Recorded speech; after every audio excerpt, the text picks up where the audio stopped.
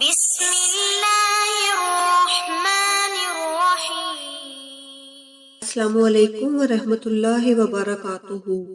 Spread Islamic information channel کی طرف سے کہ شوہر کی اجازت کے بغیر نفلی روزہ رکھنا جائز ہے یا نہیں۔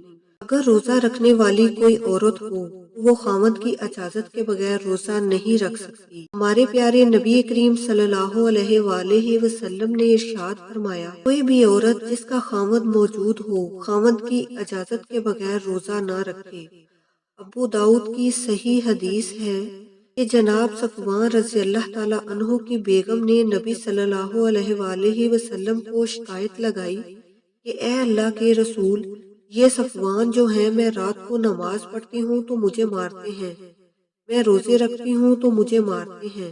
نبی صلی اللہ علیہ وآلہ وسلم نے ان کے خاوند کو بلا لیا کہ کیوں اسے مارتے ہو؟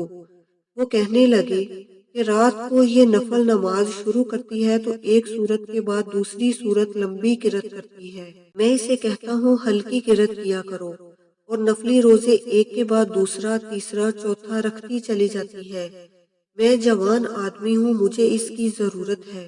نبی صلی اللہ علیہ وآلہ وسلم نے تب صفوان کی بیگم سے کہا تھا کہ خاوند موجود ہو تو اس کی اجازت کے بغیر روزے رکھنے کی اجازت نہیں ہے، یعنی کہ نفلی روزہ اور نماز کے بارے میں بھی کہا کہ تم ایک سورت پڑھ لیا کرو، دو دو تین تین سورتیں نہ پڑھا کرو۔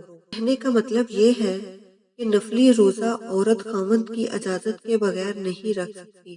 اگر کسی عورت کو نفلی روزہ رکھنا ہے تو وہ پہلے اپنے خاوند سے اجازت لے اور پھر روزہ رکھے۔ السلام علیکم ورحمۃ اللہ وبرکاتہ۔